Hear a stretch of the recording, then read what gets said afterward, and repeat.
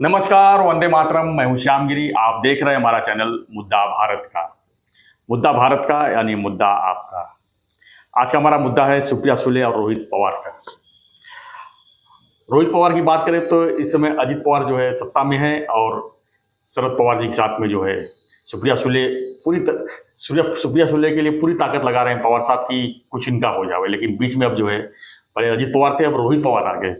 इसी पर हम चर्चा कर रहे हैं, जानेंगे कि पूरा क्या इनका भविष्य है। सर, सुप्रिया सुले के भविष्य के लेकर सर हम लोग ने कई वीडियो बनाए हैं।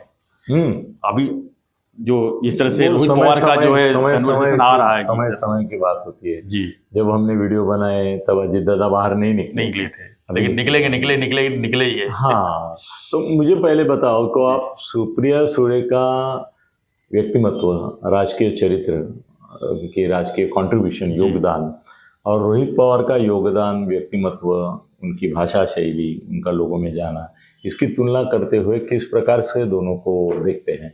सुप्रिया सुले के पहले बोलिए, उसका पिक्चर आपके पास कैसा दिखता है आपको, और बाद में रोहित का, फिर मैं मेरी कमेंट दूंगा। सर, देखा है तो सुप्रिया सुले जी का जो कैरियर है, आज देख रहे हैं, पिछले मैं 20 साल से देख ही रहा हूँ मैं। सर, बारामती सांसद बनी, वो चाहती थी सर सेंट्रल में उनको मिनिस्ट्री भी मिल सकता था, काफ़ी चांस मिले उनको, काफ़ी चीज़ें सामने आई, लेकिन कब उनको मिनिस्ट्री मिलने का चांस था? सर, सेंट्रल में सरकार थी ना, कांग्रेस और एनसीपी की सरकार थी। उसके बाद फिर पवार साहब मुख्य नहीं, पवार साहब चाहते थे, पवार साहब के साथ साथ ये भी जैसे पवार साहब ने बारामती दिया उनको, पवार साहब को चाहिए था कि वो राज्यसभा में गए ना, मगर उन्होंने पहले तो बोला था मैं कोई चुनाव नहीं लूंगा, लेकिन जिस तरह से उन्होंने मिनिस्ट्री लिया वहां पर, वो तो कृषि मंत्री लिया सर जी, कितने सालों से वो मंत्री रह चुके हैं सब कुछ। लेकिन अगर उनको सुप्रिया सुले को आगे बढ़ाना है, उनको अपना देना है सब कुछ, तो एक मिनिस्ट्री नहीं दे सकते थे कि प्रफुल्ल पटेल को दिया। नहीं, कृषि मंत्री पद छोड़ के प्रफुल्ल पटेल सर पवार नहीं है ना सर, एक घर में दो मंत्री, एक ही मंत्री बन रहे हो, डिसाइड करना चाहिए था सर ना। अगर हम क्या डिसाइड करना कि मैं कृषि मंत्री रहने के बदले सुप्रिया को मंत्री बनाऊं? मैं अगर पावर डायरेक्ट तो मंत्री नहीं बन सकती, राज्य मंत्री बनना पड़ता उसको। अगर मैं पावर में हूँ सर, तो हमारे हाथ में अगर है तो मैं क्यों नहीं अपना, मैं खुद पीछे हट जाऊंगा ना।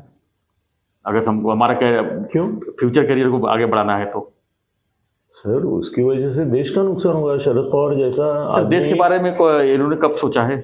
ऐसा नहीं बोल सकते ये सर। 30 40 साल 50 साल राजनीति में रहते हैं, सिर्फ अपने अगर सोचेंगे तो नहीं रहे। कितने आए कितने गए जी, ये क्यों स्थिर रहे? मराठा समाज उनके साथ है, कृषि जो है वो उनके साथ है, तो वो कृषि मंत्री पद छोड़ के इसको नहीं दे सकते। तो मेरे को सामने दिखाई ही नहीं दे रहा है कि उसको मंत्री पद मिल सकता था। हाँ, कब मिल सकता था?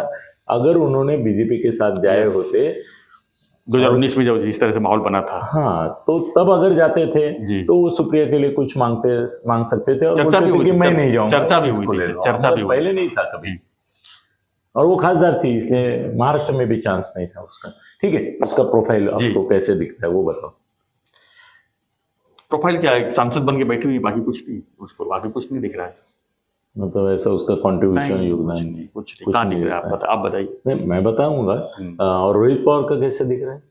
रोहित पवार सर अभी सुर्खियों में आए हैं। उनका भी कौन सा करियर बताइए ना, आगे पिछला कुछ करियर है, अभी उनका स्टार्टिंग करियर है, और सुप्रिया जी का तो 20-25 साल से चल ही रहा है। तो रोहित पवार अभी स्टार्टअप हुए हैं, यानी अजित पवार की जगह वो लेना चाहते हैं। जिस तरह अजित पवार तेज तर्रार थे महाराष्ट्र में अपने वक्तव्य के ऊपर, अपने काम के ऊपर। आजकल सर पॉलिटिक्स में जब तक आप कड़क नहीं बोलोगे, कुछ कंट्रोवर्सी नहीं बोलोगे, तब तक आपको कोई पूछेगा नहीं, आपको कोई जानेगा नहीं। अब आपको जानेगा नहीं तो आप आगे नहीं बढ़ सकते। तो अभी ऐसा लग रहा है कि रोहित पवार अजित पवार को रिप्लेस कर रहे हैं? बिल्कुल लग रहा है, एकदम लग रहा है। किस मामले में? अभी मामले में तो अभी कोई पावर में तो है नहीं कि कुछ करके दिखाया उन्होंने किया और इसके लिए वो मजबूत बनने जा रहे हैं। अभी तो वक्तव्य जो उनका शुरू हुआ है, जो वार्ता शुरू हुआ है, जिस तरह से हेडलाइन उनकी बन रही है, बोलने वाले तो बहुत है। संजय राउत है, सुषमा अंधारे है, नितेश राणे हैं, और भी कई है। भाजपा में ऐसे 5-6 लोग हैं जो बोलते हैं कंट्रोवर्शियल। गोपीनाथ पडळकर भी है। तो ये क्या एक शरद पवार गुट का गोपीचंद पडळकर लग रहा है आपको, या संजय राउत लग रहा है, या सुषमा अंधारे लग रहा है? क्या लग रहा है? मतलब उसके आप जो बोले कंट्रोवर्शियल बोले बिना कोई ध्यान नहीं देता है। तो ये अगर कंट्रोवर्शियल बोल रहा है तो वो किस कैटेगरी का कंट्रोवर्शियल बोल रहा है? मतलब एक मैच्योर बना हुआ जो मंदा हुआ पॉलिटिशियन। मैच्योर तो नहीं बोल सकते सर, मैच्योर तो अभी नहीं बोल सकते, मैच्योर होने में टाइम लगेगा अभी। अभी जिस तरह से स्टार्टअप हुआ है वो मैच्योरिटी तो तो उसके चाहिए है, अजित पवार को रिप्लेस करने की कैसी ताकत हो सकती है अगर वो मैच्योर नहीं है? अजित पवार मैच्योर है कि नहीं? बिल्कुल है अजित पवार। तो ये तो मैच्योर नहीं है, सीएम तो के लेवल के अभी कैंडिडेट तो है। ये अजित पवार को कैसे रिप्लेस किया? मतलब जैसे संजय राउत मैं अभी का नहीं रिप्लेस कर सकता। मैं अभी का अजित पवार नहीं बोल रहा हूँ। अजित पवार के जब 2099 में जिस तरह से उनका करियर स्टार्टअप जिस तरह से हुआ था, उस अजित पवार से मैं कंपेयर कर रहा हूँ। आज के अजित पवार से मैं क्यों कंपेयर करूंगा? 2019 में ना 99 से उस समय के अजित पवार आपको लगता है अभी मैच्योर थे? उस समय नहीं थे मैच्योर। उस समय इतना नहीं बोल सकते कि पूरी तरह से तो मैच्योर। ये 19 से 23 के दरमियान वो मैच्योर हुए, ऐसा अजित पवार? पांच बार डिप्टी सीएम बने तो सर मैच्योरिटी तो सीएम के कैंडिडेट में। डिप्टी सीएम सर पहले भी बने हैं वो। और मेरे को ऐसा अभी लगता है कि पहली बात तो ये है कि राष्ट्रवादी कांग्रेस शरद पवार गुट में वो सर क्या है ना, कोई उबाल आता है पानी में, नीचे अग्नि होता है। जब तक शरद पवार नाम का अग्नि नीचे नहीं है तब किसी भी व्यक्ति को राष्ट्रवादी में उबाल नहीं आता है। अभी ऐसा है कि उनको सुप्रिया को कटुता लिए बिना, क्योंकि कब क्या होगा मालूम नहीं। अगर सुप्रिया ज़्यादा बोलेगी, सुप्रिया अगर पंगा लेगी, सुप्रिया अगर विरोध में ज़्यादा उतरेगी तो उसके दुश्मन ज़्यादा हो जाएंगे। पहले के ज़माने में क्या होता था कि शनिवारवाड़ा पे एक हाथी दरवाजा करके है जी। तो जब मैं गया तो उसके ऊपर ऐसे खिले थे बहुत बड़े। तो मैंने पूछा ये क्या है? वो बोले क्या करते थे, हाथी को दारू पिला के उसको ये दरवाजे के ऊपर छोड़ देते थे, वो जाके पागलपन में मारता था, धड़क मारता था, पूरा रक्त बंबाड़ होता था, मर जाता था, दूसरा हाथी लगाते थे। तो ये हाथी दरवाजा उस चीज़ का प्रतीक है कि वो ऐसा पागल बना के उसको दारू पिला के छोड़ देते थे और वो टक्कर मारता था, घायल भी हो जाता था, मगर तोड़ता था आखिर में दरवाजा। मेरे को लगता है कि वो जिस प्रकार शरद पवार ने रोहित पवार को अभी यूज करना शुरू किया है, वो हाथी है कि जिसको वो नशा दी गई है, पब्लिसिटी की नशा, तुम मेरे उत्तराधिकारी हो सकते हो, क्या ख्वाब दिया तो लोग को पागल हो जाते हैं जी कि मेरे बाद कौन, सुप्रिया तो केंद्र में रहेगी, पहले भी रही है, तो महाराष्ट्र में तुम ही अजित दादा हो, मेरे अजित दादा कर गए, अभी तुम नेक्स्ट अजित दादा हो, ऐसा इतना बोल भी दिया कान में, तो वो धड़क देने के लिए तैयार होगा, तैयार हो जाएगा। हाँ, तो फिर सोचेगा नहीं कि मेरा क्या होने वाला है आगे। सर तो शरद पवार सबसे दुश्मनी लेना अलग है, क्योंकि शरद पवार क्या करते हैं कि ऊपर हाथ ऐसा करते हैं और पीछे हाथ ऐसा पकड़ते हैं, उनका डबल गेम रहता है।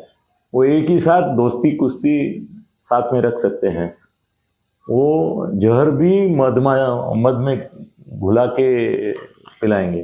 तो ये मेरे को लगता है कि रोहित पवार जो है वो एक प्रकार का टक्कर देने वाला हाथी करके वो डेवलप कर रहे हैं, और सुप्रिया सुळे को वो बचा रहे हैं। किस लिए? सबसे अच्छा दोस्ती रहे, कल बीजेपी वालों को इतनी अड़चन भी न हो कि उसको अंदर ले। अभी कैसे अजित पवार ने कुछ बोला था, ये हुआ था, वो हुआ था, तो उनको लेने के बाद आलोचना हुई जी। सुप्रिया सुळे को वो आलोचना से बताना चाहते हैं, वो अगर ज़्यादा टूट पड़ी तो उसके बारे में भी बोलने लायक बहुत कुछ होगा, इन लोगों को मालूम होगा, अगर मुझे मालूम है तो लोगों को भी मालूम होगा ये राजनीति में। फिर वो बोलना अगर शुरू करेंगे तो प्रॉब्लम हो जाएगा। फिर वो सिंगापुर की नागरिक थी पहले, यहाँ से लेके बहुत सारे 100 चीज़ें आ सकती हैं जी। तो वो नहीं चाहते कि सुप्रिया टारगेट हो, तो टारगेट तो किसी को होना है और उनको खुद को भी नहीं होना है, क्योंकि उनका अदानी का कितना दोस्ती है वो कल हम देखे फोटो में जी।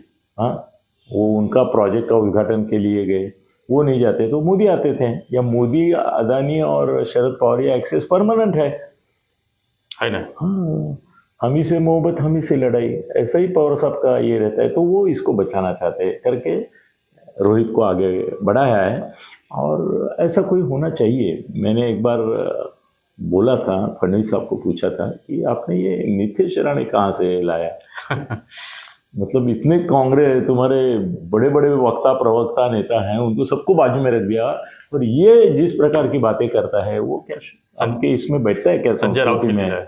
वो बोले वो दूसरा संजय राउत है। वो चलते रहता है। हाँ, वो दोनों की पकड़ी वही है, जो भी है वो दोनों समान है। तो हमको एक संजय राउत चाहिए था, वो मिल गया उसको। अभी आगे चल के उसको थोड़ा हम कुछ मंत्री बनाएंगे, ये करेंगे। और एक बार उसने, नीतीश मेरा भी दोस्त है, ये बोलता हूँ ना, मैं ऐसा, मैं भी दोस्ती दुश्मनी एक साथ रखता हूँ। तो उसको मैंने पूछा कि तुम मंत्री बनेगो क्या? वो बोला नहीं, जिंदगी में नहीं बनूंगा जब तक ये हमारे राणे साहब दिल्ली में है मंत्री। वो बोले एक बार बात हुई थी तो हम, मेरे को बताया गया कि एक साथ दिल्ली में भी मंत्री और गली में भी मंत्री, ये नहीं होगा, तो मेरा चांस ही नहीं है। तो उसने अपना चांस ढूंढ लिया कि भाई रोज आने लगा ना टीवी पे। नहीं तो नीतीश राणे मालूम नहीं था लोगों को, अब मालूम हो गया, इतना ज्यादा नहीं मालूम था। और वो सीधा साधा बोलता, जैसे उनके वाकई अतुल भातखलकर वगैरह जो सोफिस्टिकेटेड प्रवक्ता है, तो छा भी नहीं सकता था। वो खाली संजय के खिलाफ है, इसके वो दूसरा कुछ बोलता भी नहीं है जी। मतलब पक्ष की पार्टी की बात नहीं बोलता है, कुछ नहीं। संजय राजाराम राउत, इसके सिवा कुछ बोलता भी नहीं है। मतलब ये बड़ी बात है संजय के लिए कि उसके लिए प्रवक्ता, बीजेपी को अपने सारे बड़े मान्यवर विद्वान प्रवक्ताओं को कचरे के डब्बे में डाल के इसको आगे लाना पड़ा। ये संजय राउत की कितनी बड़ी जीत है, ऐसा मैं मानता हूं। जीत मानते हैं? बिल्कुल सर, तुम्हारे सामने किसी को खड़ा करना पड़े तो जीत ही है। तो इसमें मुझे लगता है कि रोहित पवार का बढ़ी जाएगा, बड़ी, देखो बिल्कुल ये टक्कर में जाएगा उसका बड़ी, क्योंकि वो विलन बन रहा है अभी महाराष्ट्र का। विलन कौन है? शरद पवार नहीं, रोहित विलन है। और सुप्रिया सुळे नायिका है, वो तो अभी भी नायिका है राष्ट्रवादी की। वो कहीं किसी से इतना पंगा ज्यादा ले नहीं रही है। और उसका पर्सनली वो फडणवीस को फोन करके उठा के बात करे तो फडणवीस बात करते हैं, शिंदे साहब तो करते ही है, मुझे मालूम है। उनके जो भी काम हैं वो सब होते हैं। रोहित पवार समझ नहीं पा रहा है कि उसका यूज किस तरह से किया जा रहा है, इसलिए वो खलनायक बन रहा है। बोलो, सुप्रिया जी को पावर में कब तक आने के चांसेस, क्या लगता है आपको? भविष्य में कुछ क्या हो सकता है? सर, शरद पवार का ही भविष्य अनिश्चित है। उनकी बेटी का भविष्य कैसे बता सकेंगे? उनका खुद का भविष्य पता नहीं चल रहा है, उनको नहीं पता चल रहा है, ऐसा तो कभी कभी लगता है मुझे। उनको भी समझ में नहीं आ रहा है। सुप्रिया बोलती है सेक्युलर रहना है, बीजेपी के साथ नहीं जाना है करके अटके हुए हैं, मगर आजू बाजू में देख रहे हो तो सब भाग रहे हैं। जो बच्चे हैं उनके पास, उनमें से भी एक खासदार और 2 आमदार कल आ रहे हैं। ये उनकी ट्रेजेडी है सर। हर एक शेक्सपियर के हर एक ड्रामा में जी जो ट्रेजेडी होती है ना हीरो की, उसका जिम्मेदार वही रहता है। ये खास बात है, हेमलेट से लेके सब देखो, सब में वही ये होता है। सर तो शरद पवार खुद के ये कर रही है। वो जाते थे तो सब चीजें आसान होती थी, तो खाली सुप्रिया बोलती है कि हमको सेक्युलर दिखना है। तो सेक्युलरिज्म कभी टूट सकता है। तुम शिवसेना के साथ गए और सेक्युलर बोलते हो खुद को, गर्व से कहो हम हिंदू है क्यों, बाबरी मस्जिद तोड़ी करके। तो बाबरी मस्जिद तोड़ना आपके इसमें बैठता है क्या? उल्टा मेरे पास तो किस्सा है कि शरद पवार और गुरुदास कामत सुबह 8 बजे से नरसिंह राव के घर, प्राइम मिनिस्टर के घर बैठे थे कि भाई ये तोड़ने वाले हैं। नरसिंह राव के मन में ये था कि तोड़ो, क्योंकि हैदराबाद संस्थान में वो थे ना निजाम के इसमें, तो उनके रिलेटिव्स पे अत्याचार हुए थे नरसिंह राव, वो इसलिए चाहते थे कि ये होना चाहिए। और वो चुप बैठे थे, वो पूजा कर रहे थे। 3.5 घंटा उन्होंने पूजा की। जब न्यूज आई कि बाबरी टूट गई, तब वो उठ के बोले क्या हो गया? तो वो बोले टूट गई। बोले अच्छा, वो ये बात किसने बताई मुझे? गुरुदास कामत ने खुद बताई। वो बोला मैं साक्षी हूँ, पवार साहब हम बैठे थे और नरसिंह राव राह देख रहे थे कब टूटती है बाबरी। तो क्या लगता है सर, लोकसभा चुनाव के बाद राष्ट्रवादी भविष्य क्या दिख रहे हैं आप? अजीत दादा को अच्छा भविष्य रहेगा। अजीत दादा, हाँ, दिल्ली में भी रहेगा, दिल्ली में भी रहेगा। शरद पवार का अभी ज्यादा कुछ नहीं होगा, ऐसा दिखना नहीं है मुझे। या तो वो पैचअप कर ले मोदी जी से, तो हो सकता है, संभावना है। शरद पवार कुछ भी कर सकते हैं। शरद पवार अमृत दे रहा हूं करके विष भी दे सकते हैं, या कुछ भी कर सकते हैं। शरद पवार का कोई ये भरोसा नहीं दे सकता, दुनिया में कोई भरोसा कर भी नहीं सकता। हाँ, उनका भरोसा भी कोई नहीं करके तो जब उनका प्राइम मिनिस्टर के लिए नाम आया सबने विरोध किया। अभी भी उनको मालूम है कि प्राइम मिनिस्टर का कॉम्प्रोमाइज कैंडिडेट वो नहीं होंगे जी इंडिया में। अभी तो कई नाम आ रहे हैं, नीतीश कुमार के भी नाम आ रहे हैं। नाम तो आने के लिए बहुत इंडिया में आएंगे। बहुत से चेहरे हो गए हैं सब। सर देखो, गुजराल प्राइम मिनिस्टर होगा सोचा था, नहीं, देवेगौड़ा प्राइम मिनिस्टर होगा सोचा था, नहीं सोचा था। क्यों नहीं सोचा था? क्योंकि बाकी बहादुर लोग बैठे थे, उनमें से ही कोई होगा ऐसा सोचते थे। सर चंद्रशेखर तक हो गया, जिसके दो ही खासदार थे। दो सांसद लिखी। तो ऐसा कुछ बोल नहीं सकते सर। एक तो इनकी सत्ता आएगी मोदी की, और ज्यादा आएगी, क्योंकि तब तक हम पाकिस्तान में घुस ही रहे सर। अभी पाक अब तक कश्मीर में घुस रहे, तालिबान के साथ जा रहे, वो गिलगिट और इसमें राम बचाने वाले मंदिर का ओपनिंग तो राम मंदिर का ओपनिंग है। नहीं, वो अभी 350 350 तक जाएंगे, 303 के बदले, वो तो तय है। मगर मगर में सोचा जाए तो भी राहुल तो होने वाले नहीं है, नीतीश कुमार को करने वाले नहीं है, पवार साहब का नाम लेने वाले नहीं है, स्टालिन नहीं है, वो तुम्हारा तेलंगाना वाला नहीं है, ये नहीं है, वो रेड्डी तुम्हारा ये तो अंदर चला गया है जेल में, ये आंध्र का चंद्रबाबू नायडू। हाँ, तो अचानक से कोई ऐसा नाम आएगा जी, अचानक से आ गया तो, मगर 99% नहीं है। तो सुप्रिया सुले का भवितव्य पवार साहब के साथ है, मगर पवार साहब को भवितव्य है कि नहीं, ये सवाल है। जी धन्यवाद सर। तो हमारा चर्चा यही था कि सुप्रिया सुले और रोहित पवार के बीच में अब क्या राजनीति किस तरह के आगे बढ़ेगी। आपको क्या लगता है हमें कमेंट बॉक्स जरूर लिखिए, और बने कमेंट बॉक्स में व्हाट्सएप बॉक्स। तो बने रहिए हमारे साथ, देखते रहिए हमारा चैनल मुद्दा भारत। धन्यवाद सर, धन्यवाद। जय हिंद, जय महाराष्ट्र।